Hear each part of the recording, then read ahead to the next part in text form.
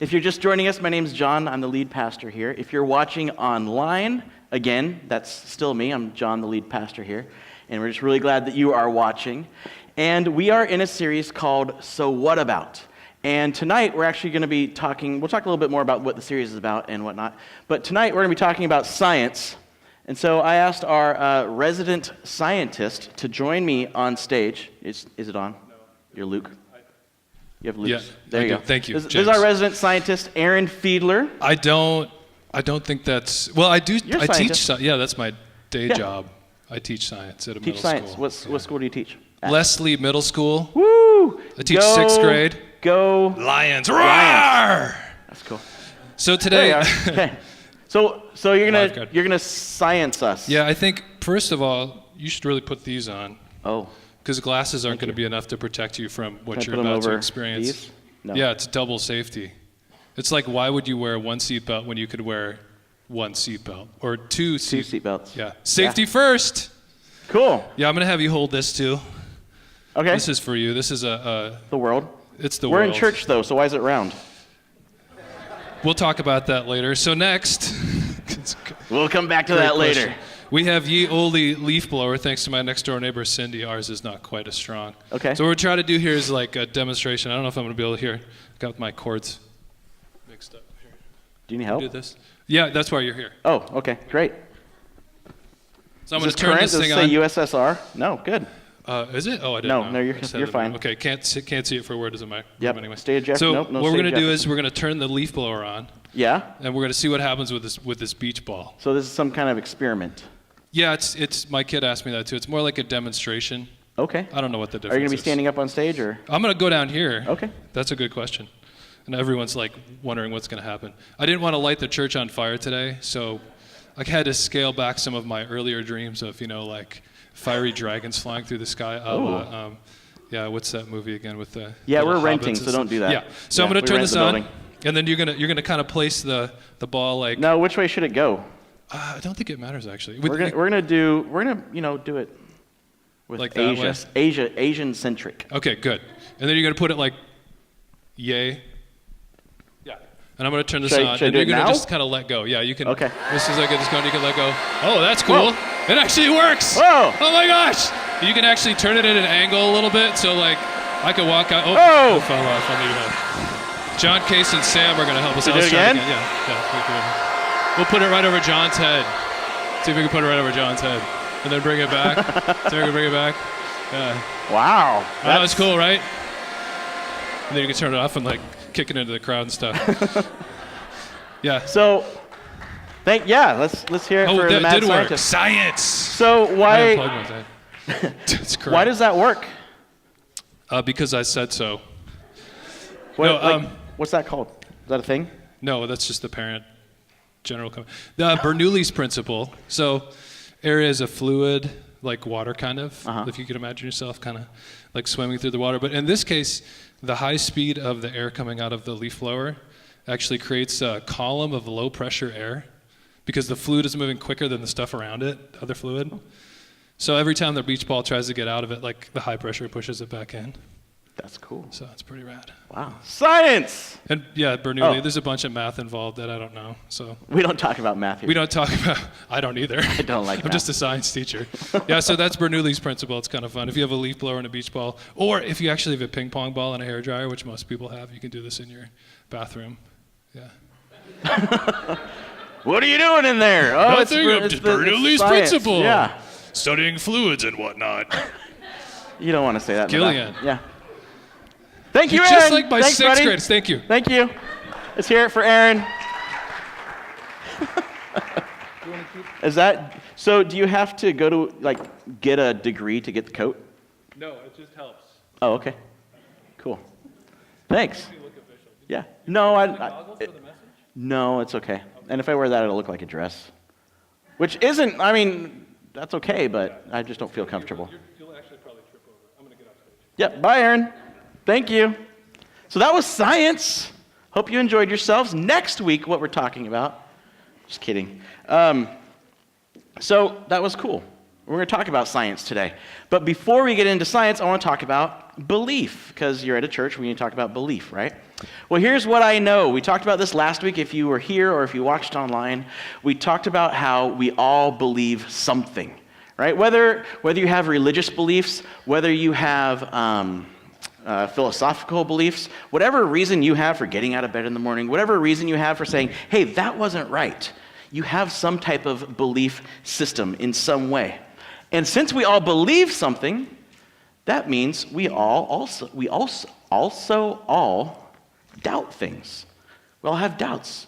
We're all skeptics, because to believe one thing means you need to be skeptical of something else, right? You need to be asking questions. You need to have doubts. In fact, that's good. It's healthy to search for truth and not just be like, I feel like this is right, so I'm going to. No, we're looking for truth.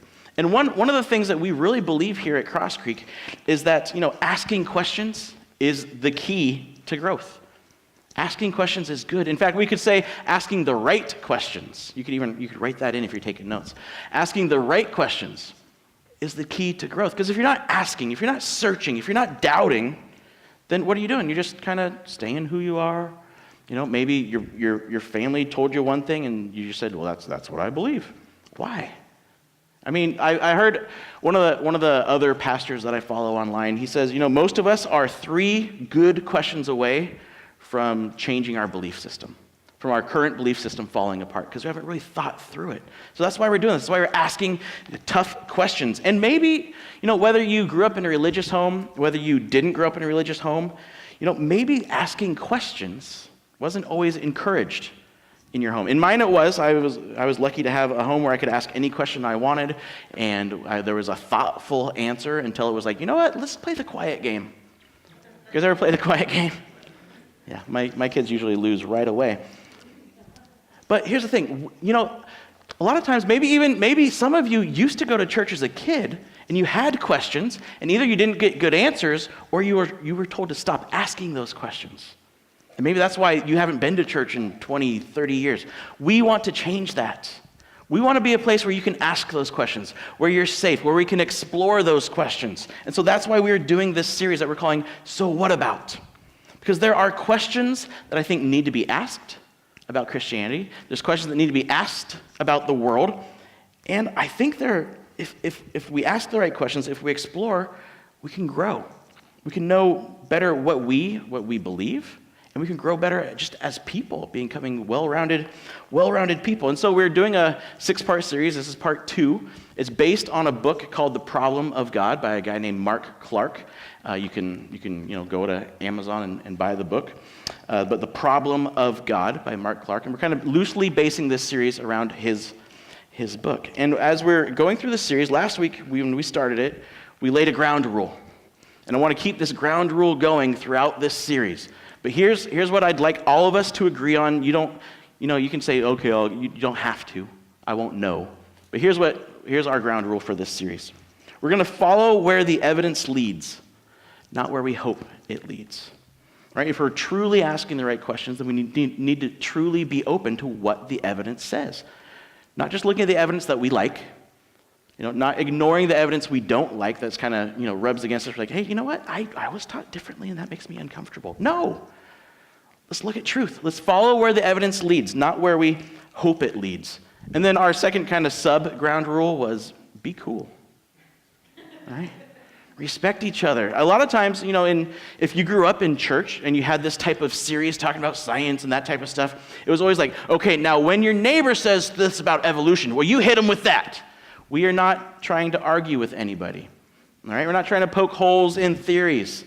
We are trying to have a conversation of following the evidence. All right? So be cool. There's no arguing. In fact, that argument you had on Facebook, don't use this message and then paste it to the comment section, okay? You are not allowed to do that. That's not why I'm here. I will not be a part of it. Anyway. Okay. So last week, if you missed it, you can go back online to yourcrosscreek.com, and where it says Discover, you can click Watch a Message. But last week, we talked about basically the evidence for the existence of God. A very light, easy topic, right? We had fun. Everybody was like, oh yeah, that's great. But what we asked was this: what evidence supports your belief? We all believe something, so what evidence supports that belief? And we looked at different evidences or proofs for God's existence. But as we were talking about that, I sensed it from you online too, that there was this elephant in the room, right? And if you were here, the elephant wasn't the glaring typo when it was cosmology, but it said cosmetology instead. The person who did that has been fired, and we are moving on.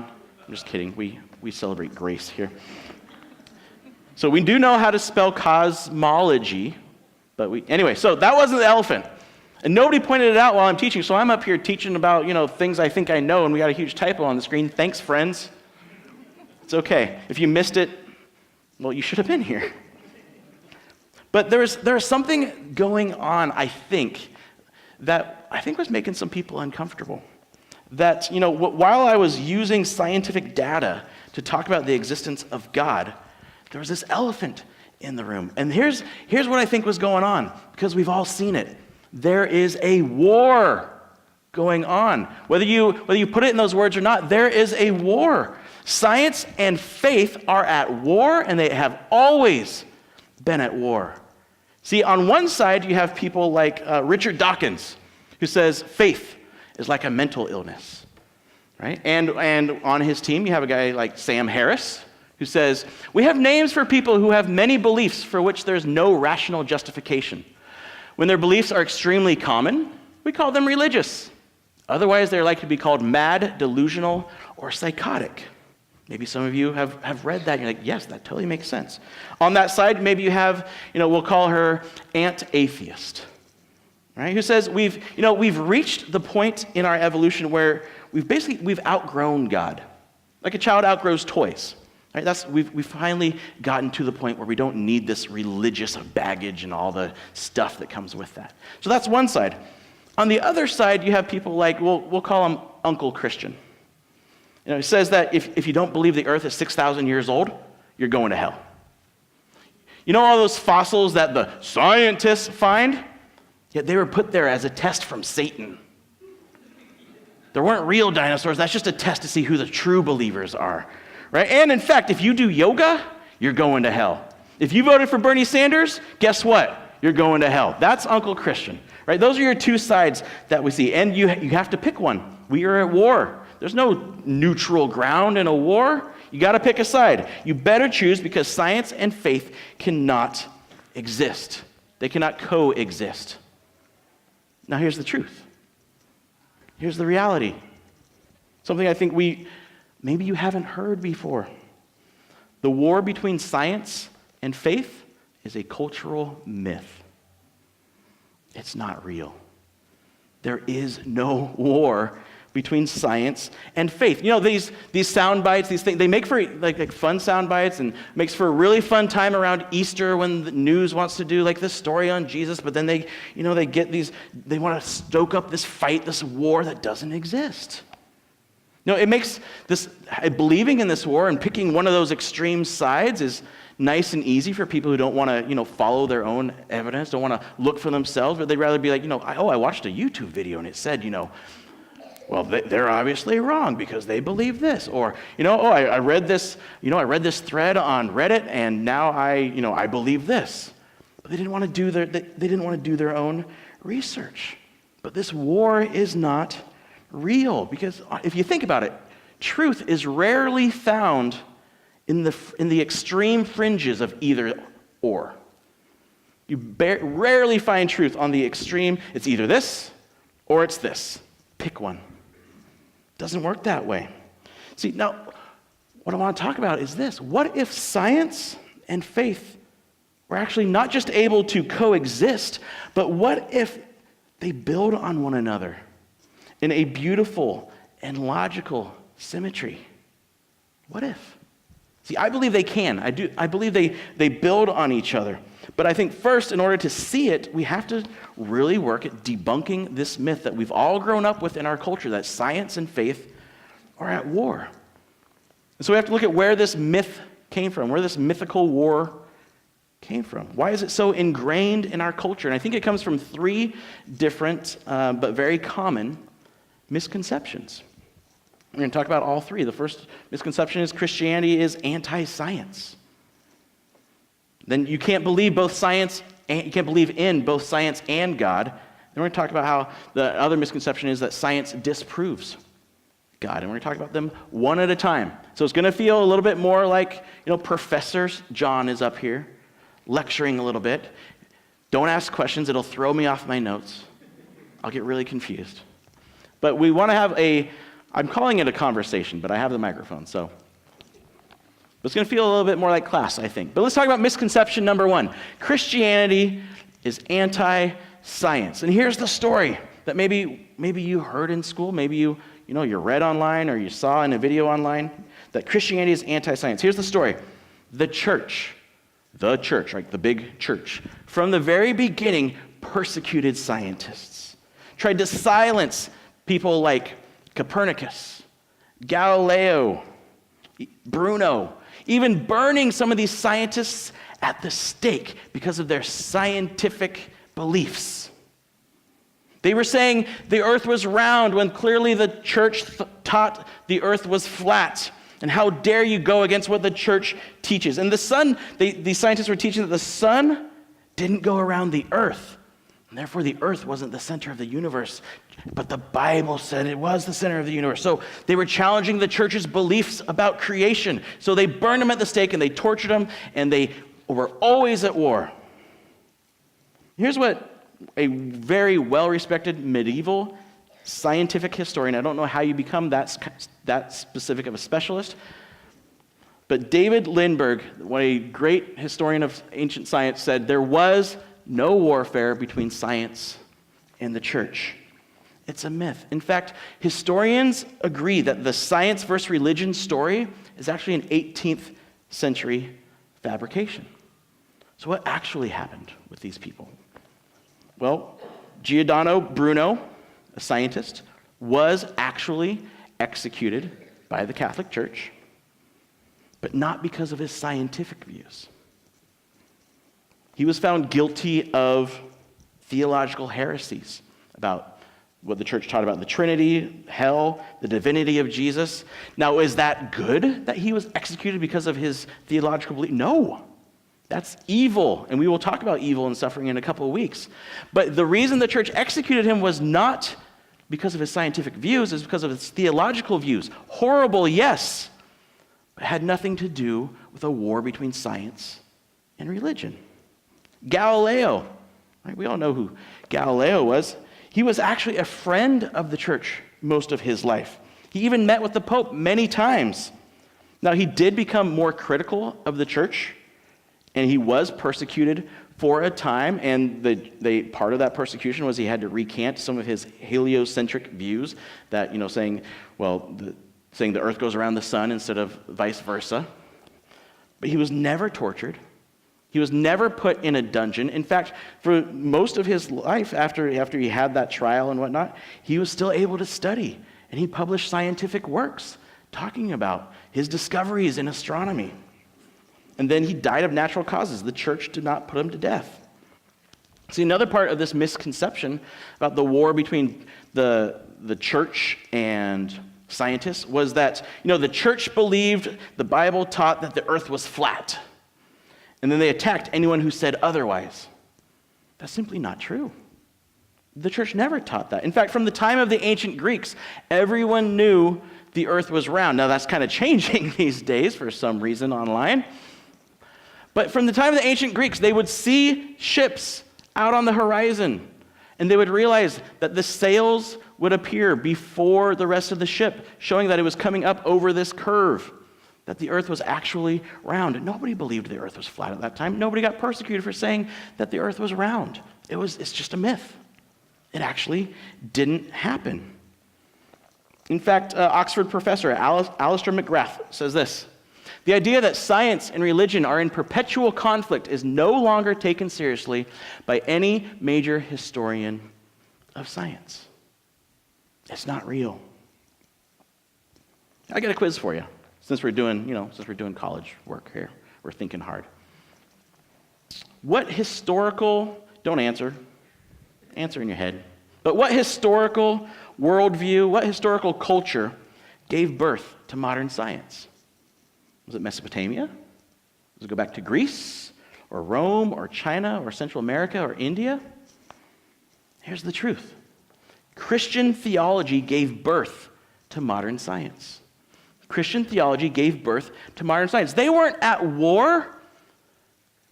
Christianity gave birth to modern science. See, Christian theology was the only worldview, the only philosophy or religion of the ancient world that actually presented the world as having distinct form, complexity, and design, and therefore could be logically, rationally studied.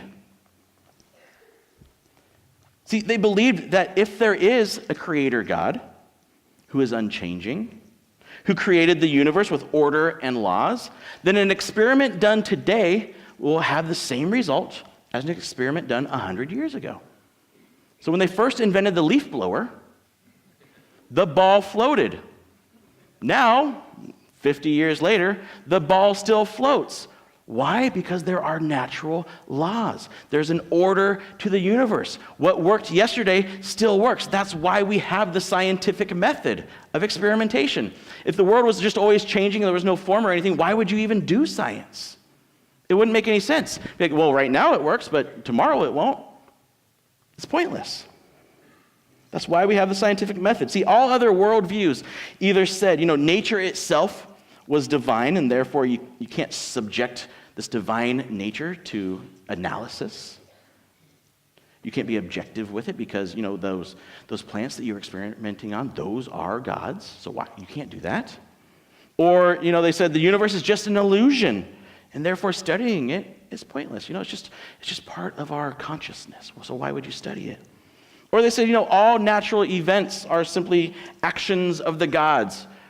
So what is lightning? Well, we don't need to study that. Zeus or Thor are mad. That's what lightning is. Stop asking questions. See, it was only Christianity that had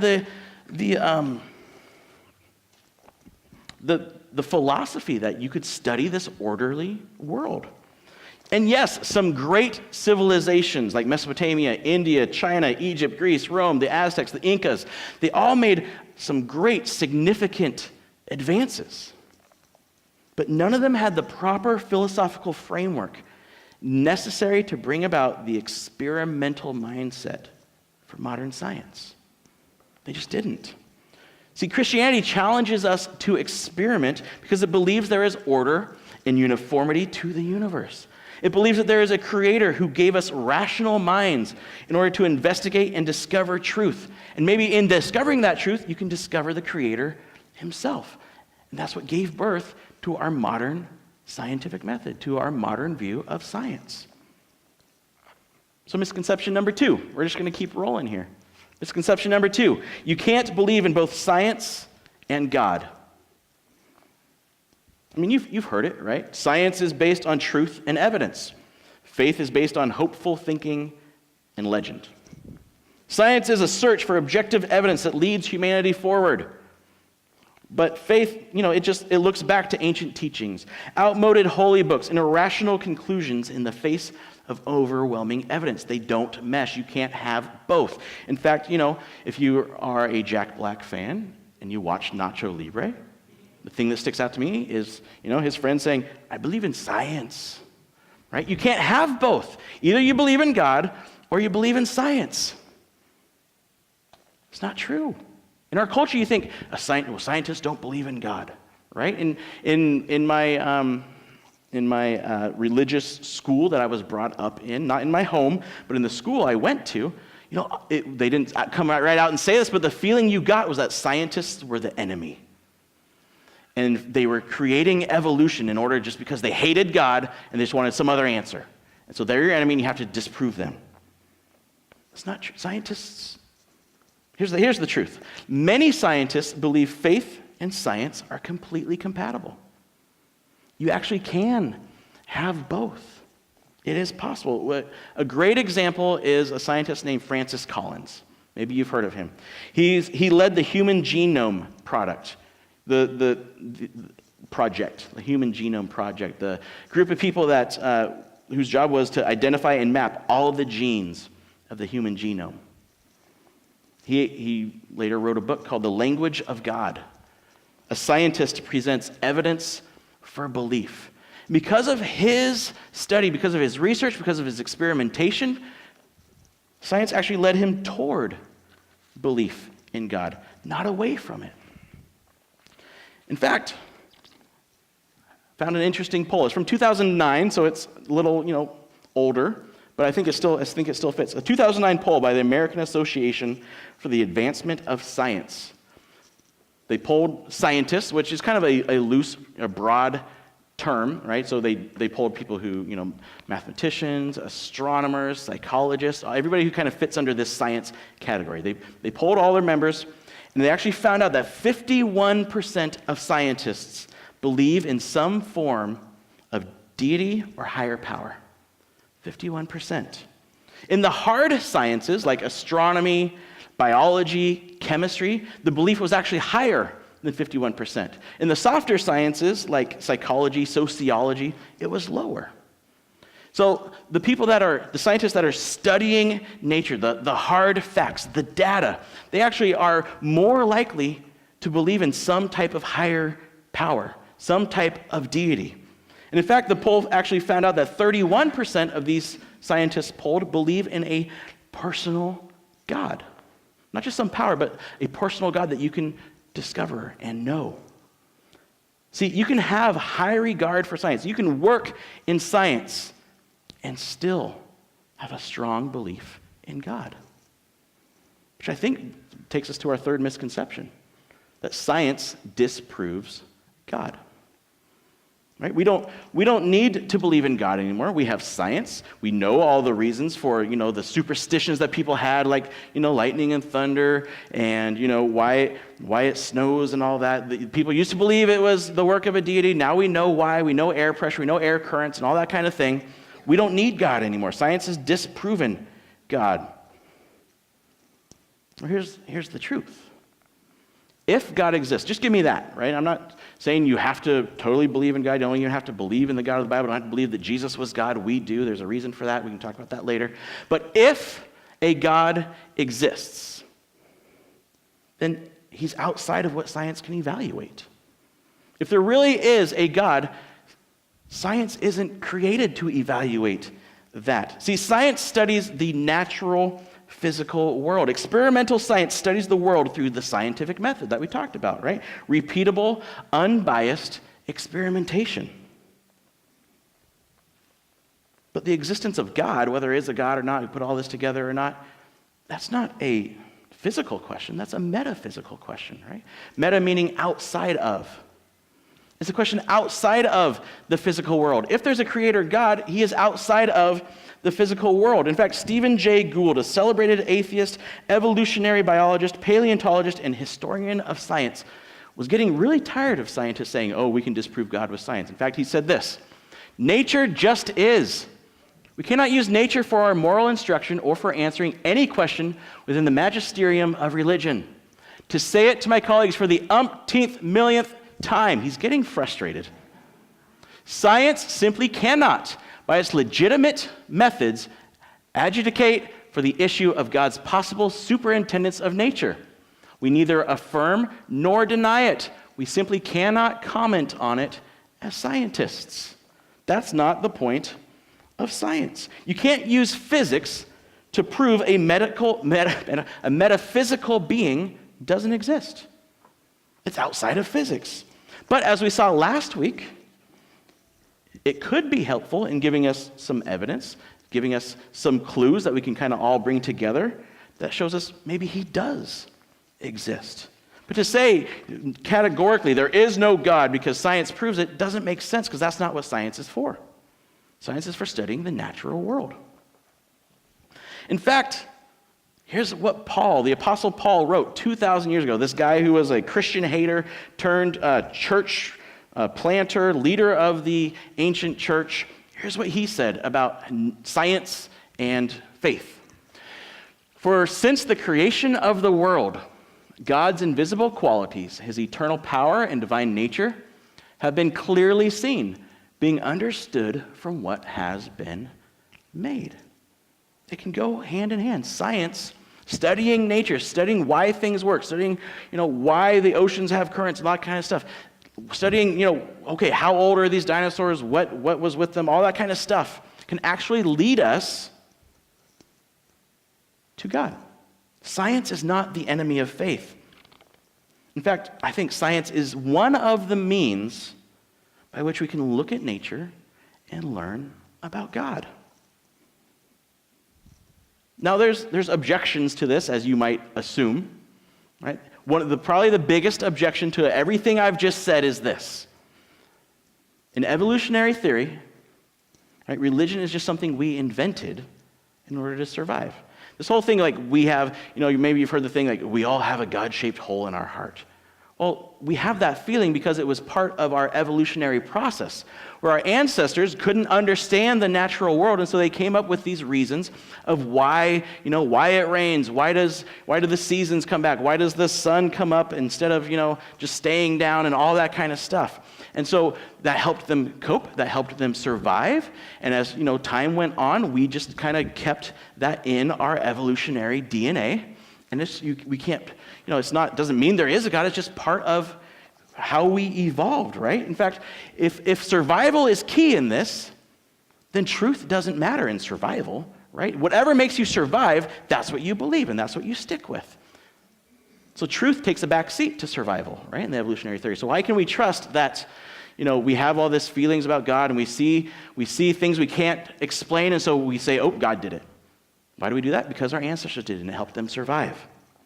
So we've evolved with this idea that of a metaphysical deity because it helped our ancestors make sense of the world. So we can't trust our thinking when it comes to God. It doesn't tell us truth. It's just part of how we developed, right? It's just part of our survival instincts. Here's a flaw to that. And when I read this, I'm not as smart as I try to make myself look. I had to read it like 10 times to really understand why that doesn't work. See, if we can't trust our rational minds to tell us about God, because it's just, an evolutionary process for survival, it's just simply an inherited way of thinking that's not based on objective truth. If we can't trust our rational minds to tell us about God, then we can't trust our minds to tell us the truth of anything. Because anything we think is true just comes from that survival instinct, including evolutionary theory. It's a logical contradiction, right? If we just evolved our religious beliefs because of survival, and religion makes sense to us because of our ancestors, then everything that we've learned, everything that we trust, everything that we think is logical, is only logical because it helped our ancestors, including evolutionary theory. I'm not bashing evolutionary theory. I'm just saying that argument does not work. It's a logical contradiction. So here's the thing. Science answers the how, not the who and the why. Science attempts to answer the how. That's the job of science. But it doesn't answer the who or the why. So for you, and you're safe, I'm not going to make you, dance around or anything, but for you, how do you answer who and why? Who? We know the laws of nature are there. In fact, as we talked about last week, the laws of physics had to exist before the Big Bang for the Big Bang to actually work. They're there. The universe has a beginning. The universe is orderly and can be studied. Who made it that way? Something had to come before in order to put all this together for it to work. Who was it? That's outside of science. And then why? Think about it. Why is there something instead of nothing? Why do you watch the news and you feel like this is not how life is supposed to be? This is not what the world is supposed to be like. Why? Where did that come from? Why do you wish, especially if you're watching online, why do you wish you could believe this? Why do you wish you would allow yourself to believe this? What is that? But for now, here's our main point for tonight.